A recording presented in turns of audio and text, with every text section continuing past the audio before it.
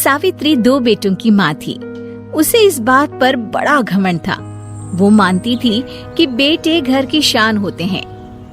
ये ले सावित्री, मिठाई खा, मेरे यहाँ पोती पैदा हुई है।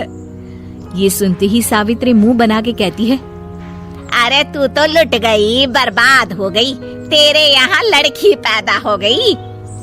अरे तू ऐसा क्यों कह रही है? मैं तो बहुत खुश हूँ। अरे जब तेरी पोती के पीछे तुझे खर्चे पर खर्चे करने पड़ेंगे ना, तब ये तेरी सारी खुशी गम में बदल जाएगी। पहले लड़की की पढ़ाई लिखाई का खर्चा, फिर उसकी शादी का खर्चा। अरे आजकल की शादियाँ कितनी महंगी हो गई है। गहने बनाओ, लाखों रुपए पानी की तरह बह जाते हैं। लड़कियाँ तो सिर्फ खर्चा करवाने के लिए ही पैदा होती हैं। इस तरह लड़कियों के प्रति अपने विचार व्यक्त करते हुए सावित्री ममता को लंबा चौड़ा भाषण देके चली जाती है। अब तो आप लोग इस कहानी में सावित्री देवी का पात्र अच्छी तरह समझ ही गए होंगे। कुछ समय बाद सावित्री की बड़ी बहू भी एक लड़की को जन्म देती है। फिर क्या था, सावित्री पूरा आसमान सर पर उठा लेती है। हे भगवान, ये तू मुझसे किस जन्म का बदला ले रहा है?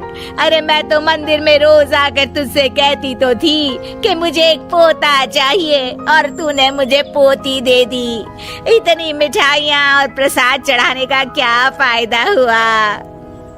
तभी सावित्री की बहू निशा कहती है, क्या माँ जी, आप भी इतनी सी बात पर नाराज हो गई हैं? देखिए तो आपकी पोती कितनी सुंदर है, बिल्कुल आप पर गई है। अरे चुप कर, तुझे 9 महीने इतने महंगे महंगे काजू बादाम फल फ्रूट खिलाने का फायदा क्या हुआ? मेरे तो सारे पैसे बर्बाद हो गए। ये सुन सावित्री का बड़ा बेटा अजय कहता है, माँ, तुम सिर्फ नाम के लिए 2020 में रहती हो। असल में तुम्हारा दिमाग सैकड़ों साल पुरानी सोच रखता है। आज के जमाने में लड़का और लड़की में कौन फर्क करता है? मैं तो बहुत खुश हूँ कि भगवान ने मुझे लक्ष्मी के रूप में बेटी दी है। लेकिन सावित्री पर अजय की बातों का कोई असर नहीं होता। नालायक, अपनी पत्नी की ज़बान बोल रहा है। मेरा बड़ा बेटा तो हाथ से गया। लेकिन सावित्री देवी हार मानने वाली नहीं थी। वो पोते की चाह में अपने छोटे बेटे विजय की शादी करवा देती है। कुछ समय बाद आखिरकार वो दिन आ ही जाता है जब सावित्री की छोटी बहू गर्भवती हो जाती है। सावित्री इतनी खुश हो जाती है कि वो बच्चे के जन्म से पहले ही सारे मोहल्ले में ढिंढोरा पीटने लगती है। ये क्या सावित्री, तू तो पोते के जन्म से पहले ही मिठाई बांट रही है। पहले पोता पैदा तो होने दे, और फिर क्या पता अगर पोते की जगह पोती पैदा हो गई तो। ये सुन सावित्री चिढ़ जाती है। अरे अपनी काली ज़बान मत चला। मेरी मिठाई खा के मेरा ही बुरा सोच रही है। बड़ी आई, ला मेरी मिठाई वापस कर। देख लेना, इस बार मेरे यहाँ पोता पैदा होगा, पोता। लेकिन ठीक इसका उल्टा होता है। सावित्री की छोटी बहू भी एक लड़की को जन्म देती है। सावित्री फिर से रोना धोना शुरू कर देती है और अपनी छोटी बहू को कोसते हुए भला बुरा कहने लगती है। देखते ही देखते ये सावित्री की रोज की आदत हो जाती है। एक दिन उसकी इस आदत से परेशान होकर विजय अपने भाई अजय से कहता है, भैया, माँ खुद एक औरत होकर हमारी बेटियों को पसंद नहीं करती, उल्टा उन्हें रोज कोसती रहती है। मुझे माँ की ये आदत बिल्कुल पसंद नहीं आती। अरे तू ठीक कहता है, मैं भी अब माँ से तंग आ गया हूँ। अच्छा, तो अब तुम दोनों इस तरह पीठ पीछे मेरी बुराई भी करने लग गए हो? नहीं माँ, हम चाहते हैं कि घर में शांति बनी रहे। हमें हमारी बेटियाँ बहुत प्यारी है।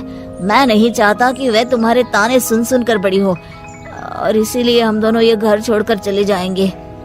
हाँ माँ, मैं भैया की बात से सहमत हूँ। जब तुम इस घर में अकेली रहोगी तब तुम्हें अपनों की कीमत का एहसास होगा।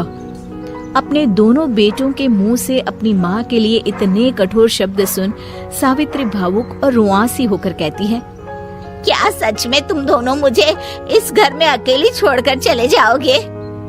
हाँ माँ। हाँ माँ, अब पानी सर के ऊपर जा चुका है। मैं तुम दोनों के बिना नहीं रह सकती। अपनी सास के आंसू देख अजय और विजय की पत्नी अपने पतियों से लड़ पड़ती है। अरे जिसे जाना है वो जाए, मैं माँ जी को छोड़कर कहीं नहीं जाने वाली। भाभी आप ये क्या कह रही हैं? वही जो तुम सुन रहे हो, दीदी बिल्कुल सही कह रही है। हम बेटियों के संस्कार हमें सिखाते हैं कि सास माँ समान नहीं बल्कि माँ ही होती है और उस माँ की जिंदगी भर सेवा की जाती है। बेटे अपना फर्ज भूल सकते हैं लेकिन बेटियां नहीं। आप दोनों शौक से जा सकते हैं। माँ जी, हम दोनों के रहते आपको किसी बात की फिक्र करने की जरूरत नहीं। फिर क्या था, सावित्री के ऊपर छाए बेटों के घमंड के बादल उसकी बेटी स्वरूप बहुओं के तेज के आगे आंसू के रूप में परिवर्तित होकर सावित्री की आंखों से बहने लगते हैं और वो उन दोनों को गले लगा लेती है। मैं जिंदगी भर बेटियों को कोसती रही, लेकिन आज तुम दोनों को देख मुझे समझ आ गया कि बड़े अभागे होते हैं वो लोग जिनके घर बेटियां नहीं होती।